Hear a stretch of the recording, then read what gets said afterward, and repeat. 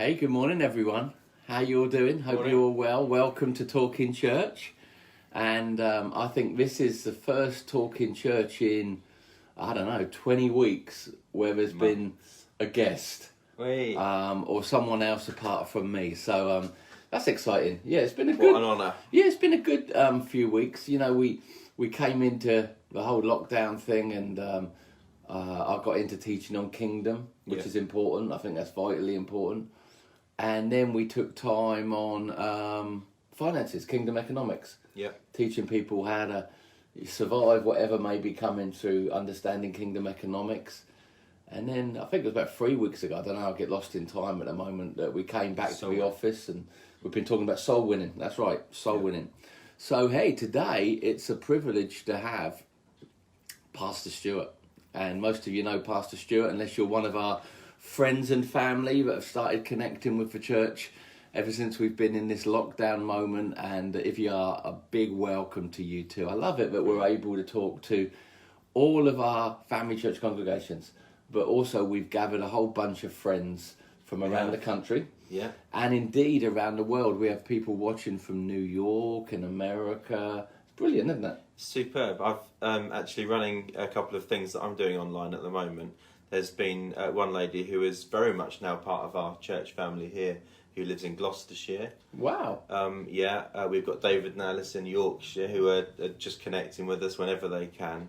And there's a few new people that are brand new to church, brand new to Christianity, that are connecting with us as well. So I love that. It's brilliant. What an incredible opportunity. Someone watching from Greece here. Look, we've got Sue watching from Greece. And again, there's a whole lot about this season that we're maybe not thankful about. Obviously, people getting sick and people getting ill and people with job problems and stuff like that. But it's really forced us, I think, to be more technical than we ever would have been. Yeah. And what we've got to do now is, as we hopefully begin to look at coming out of lockdown and all this stuff, is how do we keep serving those who have joined our journey over this time? Because we want to do that well. Hey, if you've joined our journey over this season, we're not going to be suddenly shutting the cameras down or anything like that. We're looking at how we can build online connect groups and certain things with people right around the world.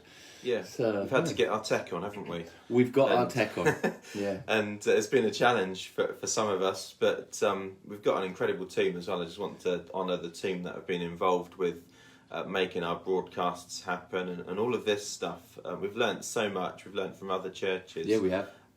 As well.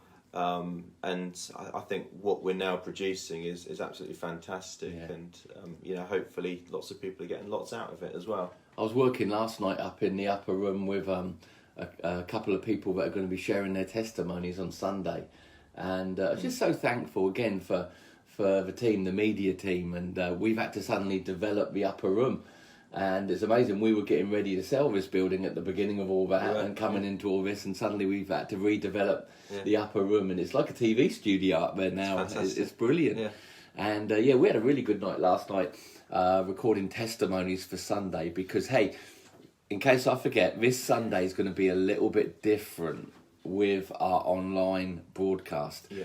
We've been sharing the last couple of weeks about being soul winners and the importance of being soul winners. So I suddenly thought, why don't we encourage people to use their online presence, their social media?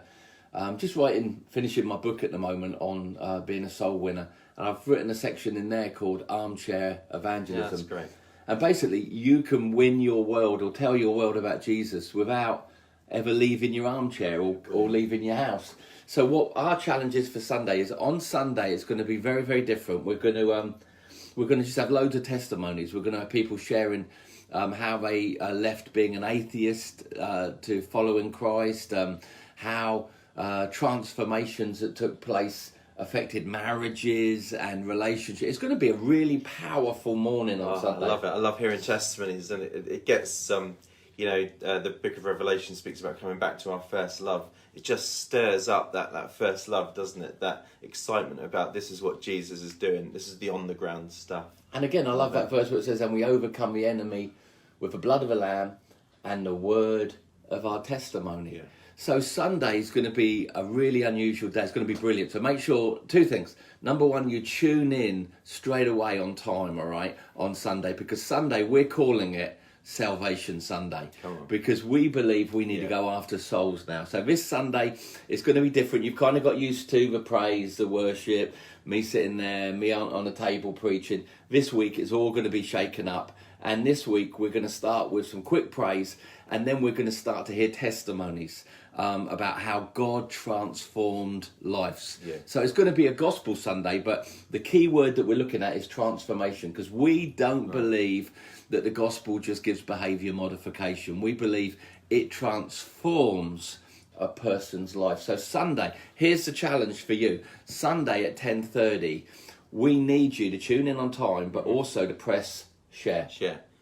Like and share. We have about 40 or 50 people that share on Sundays. Right. And that's great. Thank God for the 40 and 50, especially if you're one of them. But what could happen if we had 200, 300 people dare to press share? That's evangelism. Yeah. It's let's take Jesus into the world of our friends and family. I think sometimes people are a bit cautious to share because they're not sure what it's going to be like or what's going to be said or what the teaching's going to be on. But this week you can be confident to share what the message is going to be, because it is going to be testament. It's going to be relevant to friends and family that are not saved yet. And something that we can be really, really proud of. I think this Sunday it's going to reach a lot of people. We're going to talk to people, all different settings, people that had crazy beginnings, you know, from the guttermost to the uttermost type thing. Someone that was an atheist and why they suddenly changed in a moment and became a passionate follower of God.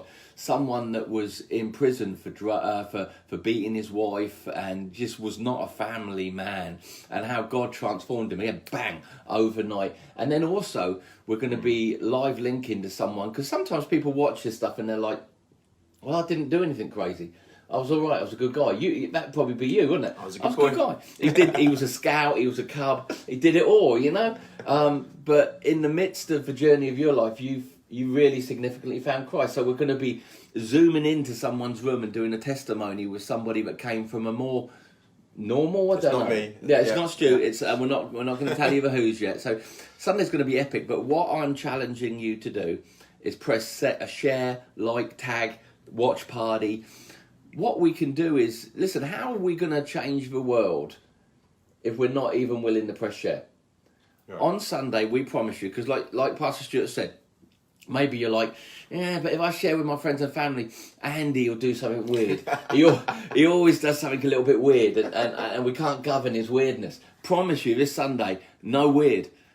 When your folk, when they... A lot of people like that, though. When they press share and they watch Sunday morning because you told them to, all they're going to hear is testimony, testimony, testimony. And at the end, we're going to give a really passionate, strong appeal for them to receive Christ. So again, you could win your whole world from your armchair bed. You know a load of them in bed, right, on Sunday mornings. Oh, yeah. Toast and coffee. I can name them if you want me to, but I won't do that on okay, we can name you. If you force us to. Lola, really? She's in there. And Stuart's in there in his pajamas, like sharing and zooming, just with his shirt on. Okay, hey, let's stop there. So Sunday, help us. All right, we're going after your friends and family. We're going after all your Facebook friends that don't yet know Jesus. And all you need, we'll do all the hard work. All you need to do is dare to press share. There's a bit of a poem there, right? Dare to share. Dare to share. A whole new campaign. Banners outside the building. Dare to share. Dare to share. So we are challenging you. We dare you to share on Sunday morning. And not only share, but be believing that those friends and family would pray at the end. I've had people watching on Sundays who went to school with me. We're talking, oh my goodness, 40 years ago. But are just seeing, hold on, what's going on here? This could be an epic moment, couldn't it? So good, yeah. All right, let's have a look at some. Where is church at the moment? I thought it'd be great to have a chat with Stu, who is the executive pastor of Family Church, as well as him and Carla being the congregational pastors of Portsmouth. this is a big question, isn't it? Where is church at the moment? What's been strange for us both, I think, is to some degree leading a large church blind. It's almost like 20 weeks ago. It was like, right, now you've got to do church, but you can't have your meetings, you can't do your Sunday gatherings, and you can't hardly see anyone. It was a strange time because we had Empower Conference, didn't we? And that squeezed in so just before the lockdown kicked in. And there was this sense of, we know something is going to happen, we know there's probably going to be a lockdown, but let's deal with that when it arrives. Let's just get through Empower. Let's have Empower Conference. And literally that was the last weekend that we could meet together, wasn't it? Yeah, we did that Sunday. We had Pastor Michael with us on that Sunday. Yeah. I was going to New York on Wednesday. Right. And then suddenly, boom, calendar. You see my calendar on the wall, blanked from March till whenever, I don't know. But yeah, no, it just dropped on us. Yeah, and we met together, didn't we, that week, and started to make plans for what this period of time would be like. So thankful for all our pastors and all of our teams that enabled us to pull off. I mean, we're one church with like a whole bunch of congregations here and in the Philippines. I was talking to Ray and Sarah this week in the Philippines and just hearing what they're doing. But so thankful for our teams and our pastors that said, let's do this. But for some degree, it's been like having to lead. I don't know a better description, having to lead blind. It's like we knew what God was telling us to do, and that was our primary, what we put value on most. But then also, it was like not getting a reaction from the people like you would normally get, not getting feedback. And many times we've said, it's going to be interesting when we regather to see who's in the church, who left, who stayed, how those who have stayed are doing, and also who joined. I'm believing God we're going to be like huge the other side of it. Absolutely. And people are going to go, hi, I'm so-and-so, and we're going to go, hey, that's awesome, welcome to the family. Yeah, we've seen you online, but we haven't seen you in person yet. Yeah, and that's just you. You'll be saying, you are Stuart, you're the one we've seen online. Sends all those emails. You are email man. You are email man. That's brilliant. But again, we've had some feedback from people, but nothing that we would normally probably use to go by. But I suppose that made us dig into God more, right? Well, I think the difference is that a lot of the decision making has been taken out of our hands. Normally we're free to lead as we want to lead, to gather when we want to gather, to basically do what we want to do as leaders of the church that God has given us to lead. And the difference now is that there are certain things that have been taken out of our hands, like it or not. And it's for the well-being, obviously, of people. We understand that completely. But it does feel a bit strange that, the freedom to gather for a period of time was and has been taken away. We completely understand, obviously, why that is. But it feels a little bit communist, doesn't it? It does. Yeah. It does, even though we understand you can't help. Somewhere in the back of us all this is like this conspiracy theorist, isn't it? Yeah. But it feels a little like communist. It's like, you will not. It's a freedom that we probably take for granted in this country, isn't it? That we can freely gather to worship, that actually we haven't had for a period of time. And I think, for me, it has made me appreciate the freedom that is and that will be again. Trusting and believing that we will be back to normal in the sense of being able to... Let me just say at that point, I'm not saying that our government are communist. I don't want anyone quoting us. I'm just saying it's like, we've heard before when, like in other countries like China, where suddenly they were told they couldn't, but it wasn't because of sickness. And so, again, before you go quoting me all over the place, I said it's like. And it does give you a massive appreciation, doesn't it, it does. of what people in countries like China, where there isn't that freedom to gather and worship Jesus, must experience. And this is just a tiny taste of it, really, isn't it? It's true. Yeah. So some of the challenges we've had to overcome, because again, people are watching this like, well, it looks like you guys have done all right at this. What's some of our challenges, Stuart, we've had to overcome the last 20 weeks? I think we've had to learn, first of all, how to communicate well with people by when we're not gathering together. Because I think, again, I've taken it for granted that a lot of our communication with the church is done when we have our services, when we gather on a Sunday. There's a lot that we can say to a big crowd of people all at once, knowing that most people that haven't fallen asleep when I'm speaking are listening to what we're saying. And so we've had to find ways of communicating better with people that are a part of our church family to make sure people have got information about all the big stuff that's changed. Because actually it's not just about communicating what we're doing, but it's about communicating all the changes. So I think communication has been a big one.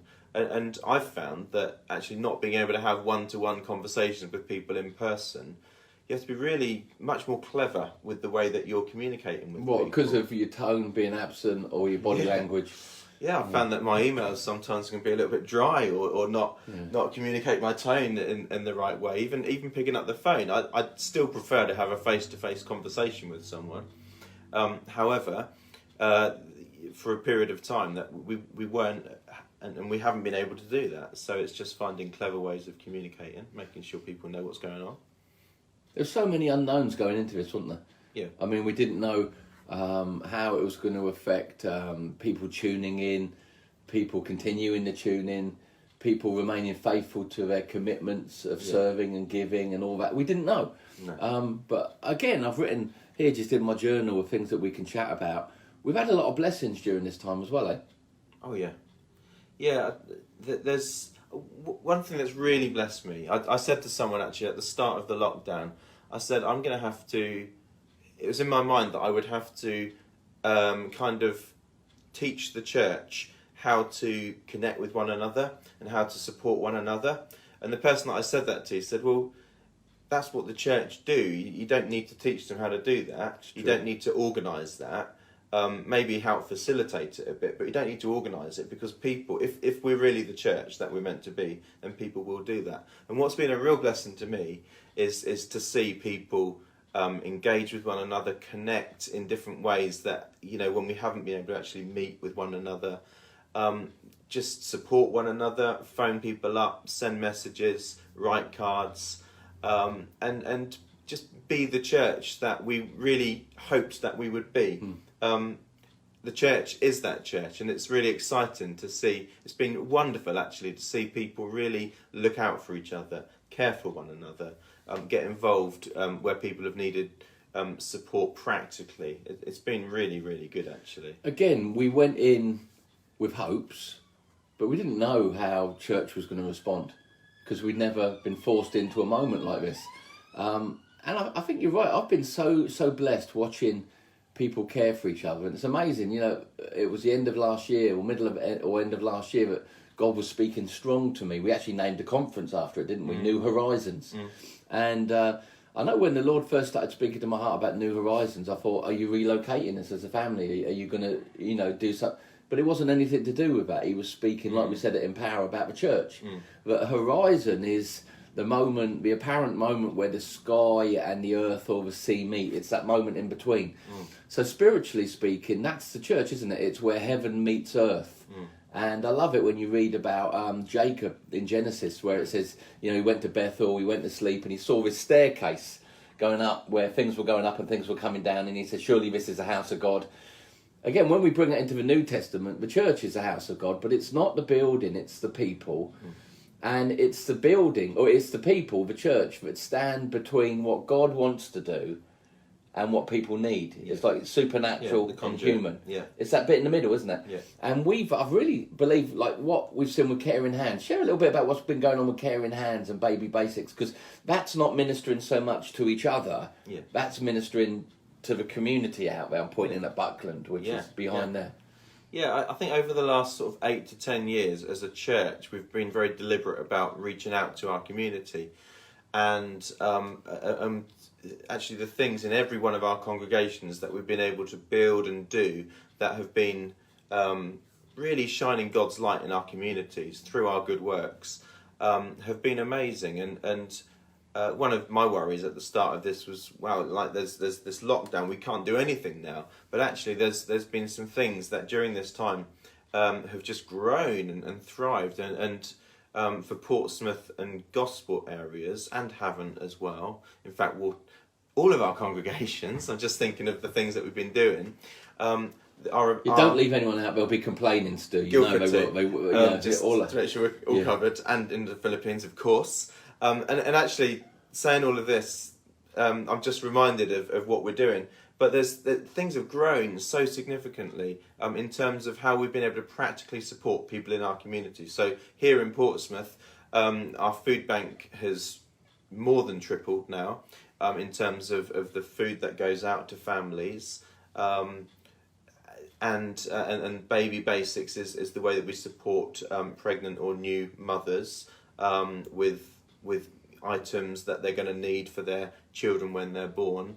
And there's been so much demand on that as well. But we've been able to meet the demand because of the giving of people, the donations that people have given, the money people have given. The teams that we have who have been absolutely phenomenal, who for some people this has been a quieter time. For others, like our community teams, it's been a busy time. And just want to say thank you to everyone involved, not just in our Portsmouth congregation, but right through Family Church, who has done so much to meet the need at this time. And God's been so faithful with all of that. Been a real stepping up, eh? I mean, again, with the building here at Empower Centre in Portsmouth, we were getting ready at the beginning of this to sell this and then go on this journey, and we felt the Lord say, put a pause on moving on the Odeon and the bingo site and that. But what we've ended up doing is revamping this place for storing things. Yeah. And it's like if you look at our main hall where we used to have meetings, there's like food everywhere. Yeah. We've had to build new storage units for Baby Basics and supporting young mums and single mums. It's amazing what's happened. I'm so glad that week before we just said no, let's just stop here, because we've needed this building. But this building's really serving the community, isn't it? It is, and I mean there's been lots in terms of what we normally do, the programme of outreach that we normally have that we haven't been able to do, but the teams have been really innovative. In all of our congregations, again, there's been great communication with people that we're connected within the community who haven't yet stepped into our church family, as in they haven't yet become Christians, but actually they're part of our family, and they feel part of our family because of the way that we're able to reach out.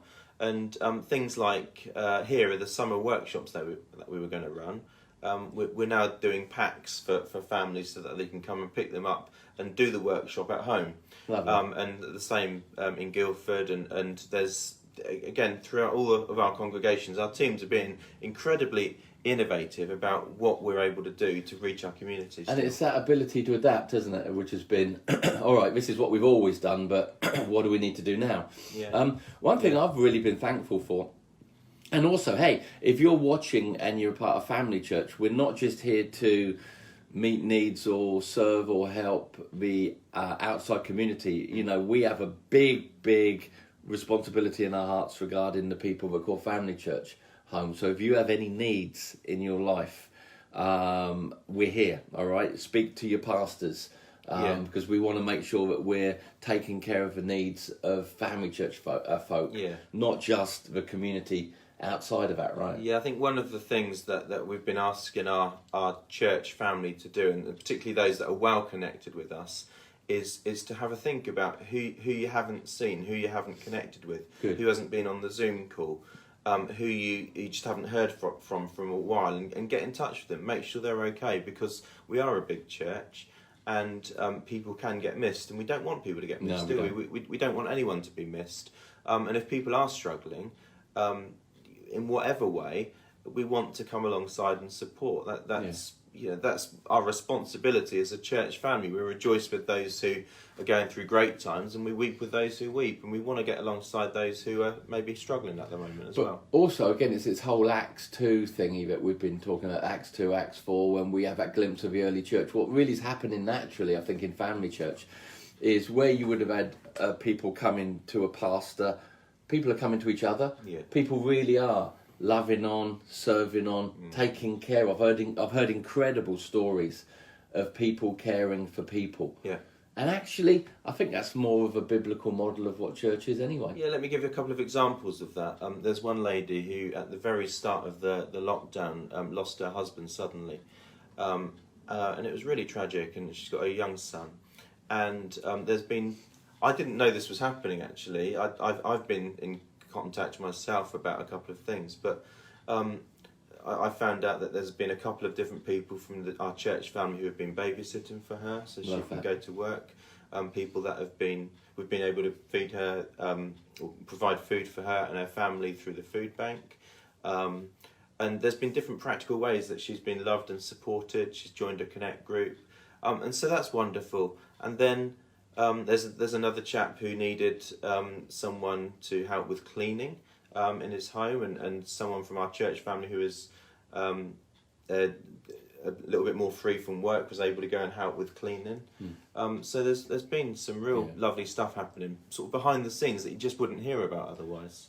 And again, it's we're going blind with this, but we're trusting in what we've created for God in the last 20 odd years. And I'm really blessed. Again, when we look at, we've got connecting, but also giving, just want to really thank Family Church for the consistency in giving. Again, we came into this and a lot of our giving was based around a lot of people gave on Sundays in our meetings. Yeah.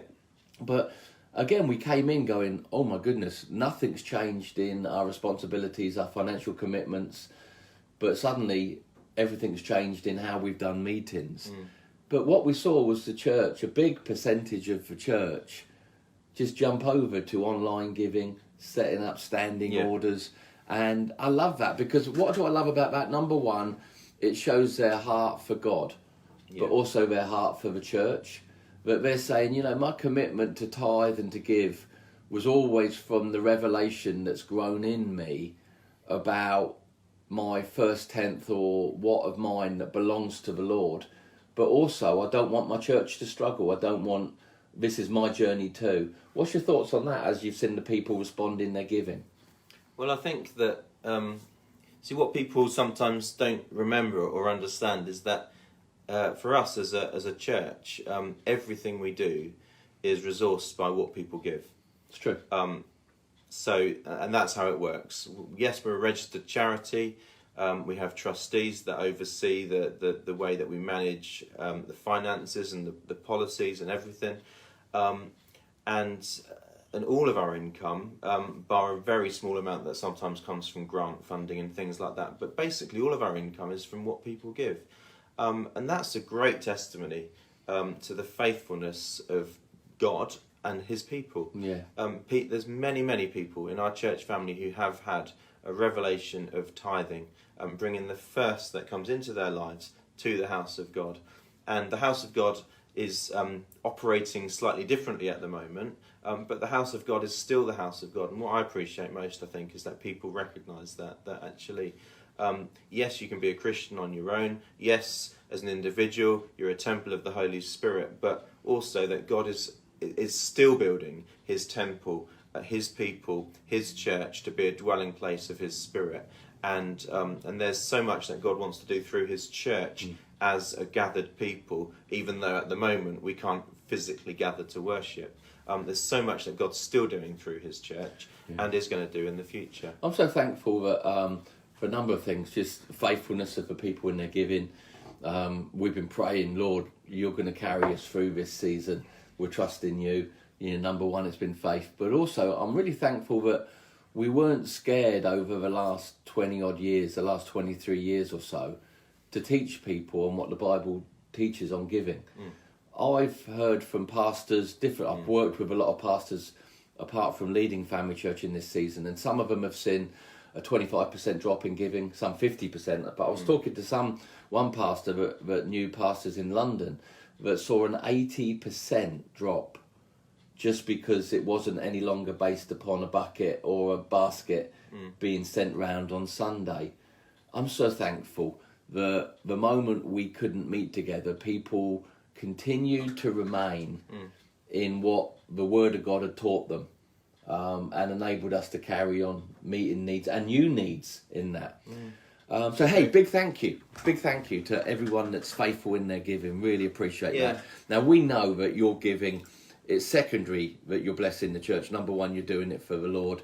Love that. But also, from us as those who are leading the church and are enabled to keep on loving on people and serving people, big thank you. We are so grateful for your faithfulness. The other thing that's really blessed my heart, Stuart, anything else you want to say on that? No, well, what I was going to say is actually at the start of the lockdown, we were talking about the fact that there'll be many people that are hit really badly by things like unemployment and just not being able to work for different reasons, or not being able to pay bills and stuff. And so the reality is that potentially people may really suffer through this time, and therefore their giving would be affected, understandably. And I actually thought to myself, well, I'm paid, as you are, by the church, and I thought, well, I feel responsible as the dad, the husband of my family, to make sure that I'm providing for my family. What if this affects me in terms of if I'm not able to draw a salary from the church? And I thought, well, God, it's in your hands. I'm okay with that. And in fact, I'd rather not draw a salary so that other people could within our employed staff than others to be affected. But I kind of felt it was a great opportunity to say, God, I'm not doing this for the money. I'm not doing this because it's a job. I'm doing this because I love your people. I love your church. And whatever happens, I trust you, God. And again, we've just seen God's faithfulness through it. So. The faithfulness of God and the faithfulness of our people, and just so thankful. Another thing that's really blessed me recently, this was a little bit of a surprise blessing. Again, you trust in what you're doing. We've recently launched a number of initiatives that are basically a kind of charismatic, lights flashing, just teaching the word. You got, obviously, Gina teaches the word on Mondays, and she's making her way through the whole Bible. If you're not yet tuned into that, it's brilliant. She did 2 Kings this last week, and we have a whole bunch of people tuning in and watching that. And all she's doing, no praise, no worship, no smoke machine. She's just opening the Bible and saying, "Let me teach you each book of the Bible, bring an overview." But then we also last week started an initiative with the Bible Society, with a free teaching on that. But the buy-in from Family Church was absolutely amazing. Some of our buy-ins to more social stuff that we've done has kind of dropped off. Wasn't ever really super strong, but it served people that really wanted that, and that was brilliant. But we started just teaching this, and all this is going to be is we're teaching the Bible. Now on Sunday nights we're doing Sunday Night Local, and all the pastors are doing opening the Bible, saying, "Hey, good evening, how are you?" Teaching the word for 30 minutes. And I have seen across Family Church and friends that have joined us and have joined our journey since this all started, an incredible hunger for the Word of God. And that has so blessed my heart. It's brilliant, isn't it? The Bible course is produced by the Bible Society. It's an 8-week course that is really easy to run online. So actually, Paul, our congregational pastor in Waterside, decided that he'd run the course there. They had a fantastic buy-in. I thought, I don't want to miss out for Portsmouth, so let's run it in Portsmouth, and it's also running in Gosport, and I think it will be running elsewhere as well moving forwards. But in Portsmouth, we had to open another night, didn't we? Yeah, we're running it on 2 nights. I think we've had 90 people sign 90 up households between watching the that. 2 nights. Huh. Which is fantastic, It's isn't amazing. it? And I think there is a real genuine hunger for the Word of God, because it's that same old thing that Jesus spoke about, and he quoted it from Deuteronomy: "Man shall not live by bread alone, but by every word that proceeds from the mouth of God." That's the truth. And people, I think, really, really recognise this, that we often take it for granted that we gather on a Sunday, we hear the word, and people, often feel topped up by that. But actually, where that has been missing, people have been more hungry to personally get the word in their lives and taking it personally, that it's their responsibility to get the word. And Self-feeding. And so to put something on, like the Bible course, suddenly everyone wants to be part of it because they want to be fed. So it's incredible. Eh? I love that, and that's just, again, I'm just like, I love Family Church. I love our guys, our folk, because it just shows that all of us have developed a hunger, an insatiable hunger for the word, and we're like, no, now we're going to move from being fed more to being self-feeding. Yeah. You won't go far wrong kind of doing that. So we're giving them for people, we're connecting them for people, caring hands, people engaging with the word. Again, Mondays Gina teaches the word at 10:30. If you've not yet got into a group with a Bible group, they can still contact. Yeah, absolutely. There will be more courses running as we move forward, and you can catch up with what we've started. Our next one in Portsmouth starts tonight, actually, so Gospel has just started. Yeah, there'll be lots of opportunities with the Bible course. And don't forget Sunday nights. Remember, we have online church on Sunday morning together. This next one's a big one this Sunday, Salvation Sunday. But then from now on, every Sunday night at 8 o'clock, each of the congregations. Felt really bad for the Gosport guys. Sorry, Gosport guys. We had some technical problems over with what we were doing in Gosport. All the other congregations got online. Yep. 8 o'clock, all taught the word. Yeah. And there's a great response to it. There was a number of people watched live. There's been lots more people that have watched afterwards, which is absolutely fine. If you can't watch live at 8 o'clock on a Sunday night, catch up. I mean, the one that we really want people to be part of live is our Sunday morning. I was going to thought you were going to say your one on Sunday night. Well, and that as well. But no, our Sunday mornings. So there's 5 main things, isn't there? There's Sunday mornings, watch it live. Most people can. Sunday nights, Sunday night local. Monday mornings, Gina's Bible study. Yep. Tuesday mornings, Talking Church. This. And the 5th thing is connect groups. We want people to be connecting in small group gatherings. And it's such an important part, I think, of what church is at the moment, because it helps people to not just maintain that connection with one another, but again, to be growing together. It's, we're on a journey together, and being a Christian is not just an island thing. As an individual, yes, you're a Christian, you're walking with God, but the best way to live the Christian life and to be the best that God wants you to be is to be connected with other people, isn't it? It is. And again, not last Sunday before, we dedicated the whole service. I really felt the Holy Spirit prompting us to do that, concerning our connect groups. And again, if you're watching and you weren't a part of Family Church when you joined this journey called lockdown, etc., and you are a part of our journey now, contact us, because we will make small groups wherever you are. We can make this happen. We don't want to take any steps back. We can make a plan for anything. But again, I think one key thing I said 2 weeks ago on a Sunday morning was, when this thing started 20 weeks ago, we were a very large church in English measurements with a few small groups.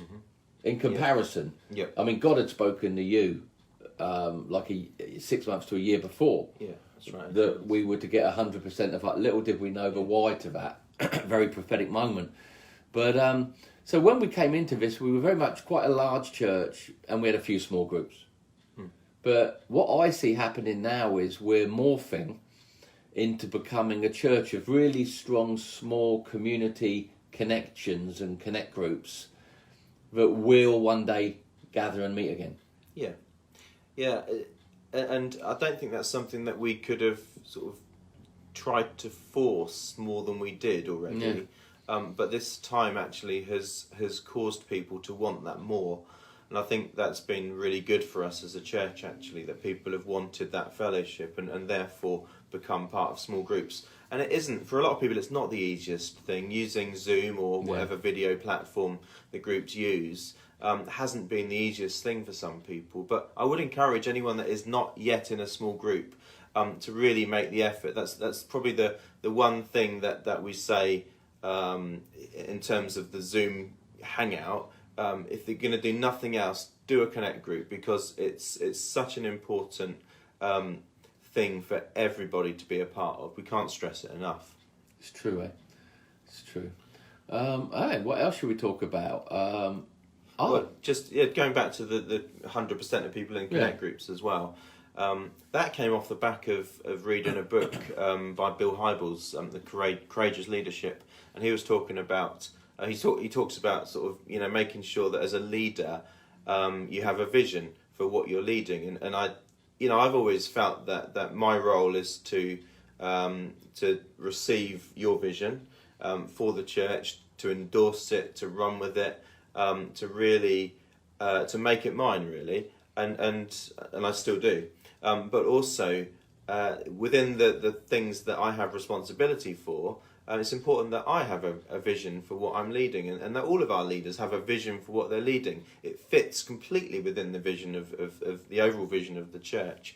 So what I got at that time, I prayed and said, well, God, what do you want me to bring to the church in terms of vision? And I really found it was to do with small groups and seeing 100% of people in small groups. And the reason I felt that was because as I read that book, Bill Hybels talks about this mega church that he was leading, something like 20,000 people, and they had such a huge success rate in terms of getting people into small groups. And he said what they did was they just said to the church, this is what we do, this is how we do church, we do small groups, and our expectation is that everyone is in a small group. And so I just thought, well, let's share that with Family Church and see what we can do, and here we are. And suddenly came lockdown, so hey, so thankful. We're not quite there yet. There's No. still some people that aren't yet in small groups, but we're getting there. Yeah. Cool. Other important thing, I think, for us all, again, I said on Sunday, didn't I, but Family Church, when you look at Family Church, the culture of who we are and who we want to be is a harvest focused people, small group focused people, but also a presence loving people. We looked at those three things on Sunday, but just going back to the first one for a moment, the passion we shared on it the last 2 weeks, to see people become soul winners is bigger in us now, I think, than ever before, right? Definitely. And I think also it ties in with what you've been saying about the truth that we're living in the end times, and the fact that Jesus hasn't returned yet, because really for the sole purpose of winning souls, God is being patient with humanity at this time, holding back the return of Jesus so that we can see more people saved. And for me, that's pressing a button in me that says, yeah, I've got to take this seriously. I've got to make sure that I'm playing my part in not just equipping the saints to be soul winners, but to be a soul winner myself. And it really is something that has resounded massively with me. And the more I think about the end and Jesus' return, and I just want to see people saved and people safe from the judgment that will otherwise be upon the world and upon those who haven't received Christ. So, it's so important, isn't it? You have an incredible balanced teaching on last days, the 3 days of the last times and stuff like that. Next week you could start, or? Yeah, I think so. All right. So next week, Pastor Stuart's going to take a couple of weeks to talk on, what's its professional name? Eschatology. Probably. Yeah, but it's got a professional name. But basically, Pastor Stuart is going to be teaching the next couple of weeks on what the Bible teaches regarding the return of Christ. And he's going to be talking about tribulation and that kind of stuff, but in the context of it's good news for those who are followers of Jesus now. So, hey, that's going to be interesting. Next week, it's not going to be dry. It's going to be really exciting. I've actually heard Pastor Stuart teach this stuff at Empower Bible Academy. Really, really good. So next week, get ready to learn, but also have any questions that you may have concerning where we are in the last days, what the last days looks like according to how we see it in the Bible. I know other people would come around and go, oh, well, we think this. No, we're just preaching what we believe the Bible reveals Our concerning understanding of it, yeah. So that's going to be exciting next week. So next week, you would have led about 8,000 people to the Lord because of Salvation Sunday. Yep. Now you've got to learn what to teach them regarding the coming of Christ. So that'll be next week. You can start that. And I've actually got one of your charts here, Stuart. Stuart is chart man. He's many things. But here is last day's timeline. And he's going to be going over this next week, talking about how the Bible reveals the timeline of the return of Christ. And I think this is really important stuff. So we've got a church now that are hungry for the word and hungry for truth. This slots straight on in there. Yeah. I kind of feel like as a church and as a leadership, we're kind of, over the years, we've matured, and we're at a place, I think, where we can and should be teaching on the end times. There's a sense in our hearts, isn't there, that we're truly living in the last days, and that Jesus will be returning soon. And for me, it's not about. I think there's lots that we don't know and won't understand until we get there. But there's lots that we should be talking about that actually brings a lot of context to what we're doing in terms of the harvest field being ripe.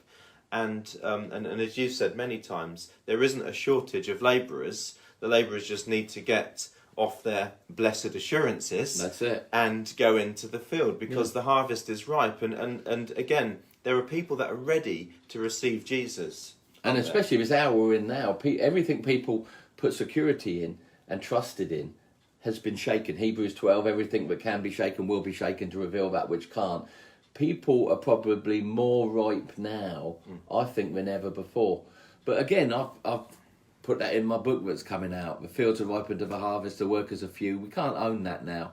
Not with, I think there's something like 2.2 billion Christians in a world of 7-point-something billion people. Right. We're not few. No. We're lazy, distracted, can't be bothered, bound by excuses, and we've got to get over all that stuff. But I think one of the things that will help us to get over it is when we understand the moment in time that we're standing in. Yeah. And again, when I first heard this stuff when I was younger, it was preached in a way that was terrifying.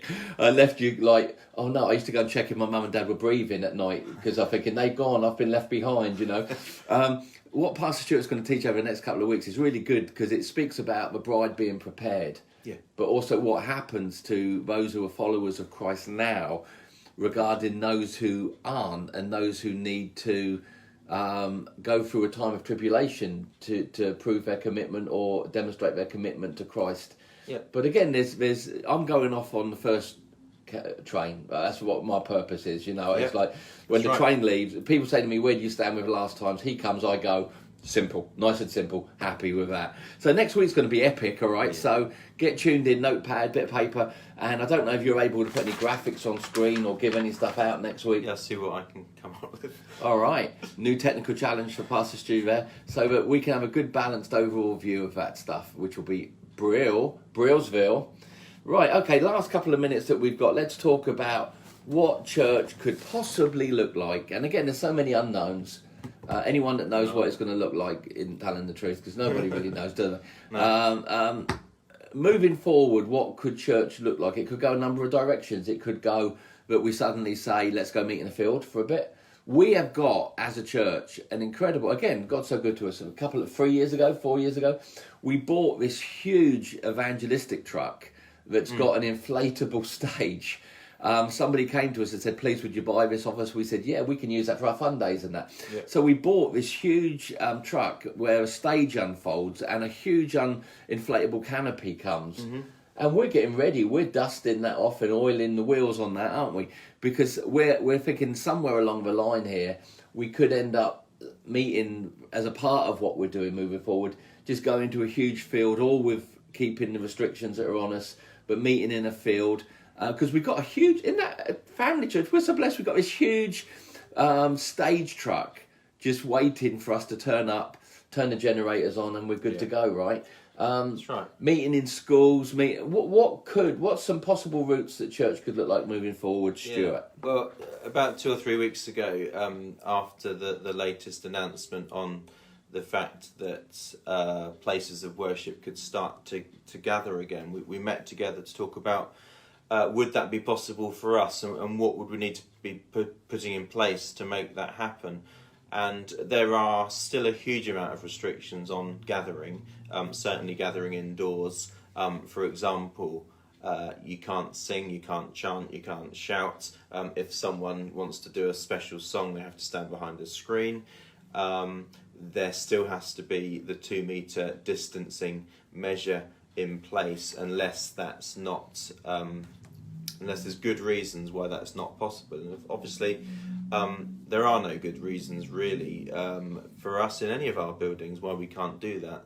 Oh, and also, there was something about the fact that if you came to a church meeting, you could talk to the people that you came with, but you couldn't communicate with other people that you didn't come with. And most of those restrictions are still very much in place. So we obviously want to gather as soon as we can, but also we don't want to be honest, it would be a real headache to even make that happen. Everyone has to register, You have to keep a record of everyone that attends. So at the moment, it's still a very difficult thing to make our regathering happen. But we are working towards that, and we're working on, okay, if we want to make that happen, what do we need to do? We've got risk assessments in place. We've got procedures in place for when we will do that, if we do decide to do that. But the potential of meeting outdoors is probably something that may happen sooner. Yeah. So we'd like to look at that, and we'll be looking at that in the next couple of weeks, what we can do with gathering outdoors. And I think for us, the most important thing is that as a church family, we remain well connected. So still, small groups are going to be our first and most important push. Our live broadcast on a Sunday, we want everyone to be a part of that, so that we're all hearing the same message, that we can all move forward together. And we will be keeping in really good communication with the church about what steps we're going to take next. I think it's key for people, again, in family church or join family church during this time, stay reading your emails, right?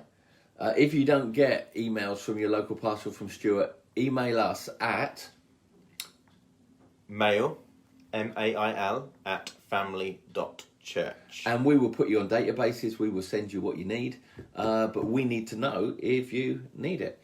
So that will enable you to know what we're going to do. Because when we do move quickly, if suddenly we say, hey, quick, let's go to that field, we're allowed.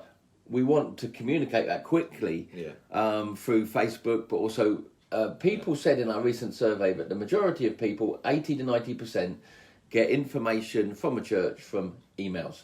That is true. So we will keep sending emails, and if you don't get them, then just email that email address and we can make sure that you're on the list. And also, you can go to the website as well to find out our latest sort of official statement on what we're doing.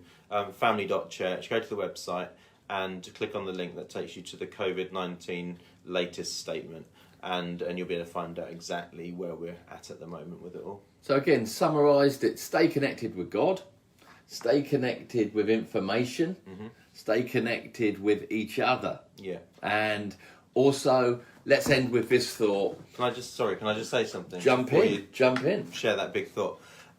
If you have young people and children, good point. Then we really, really want you to be connecting your kids and young people with what we're doing.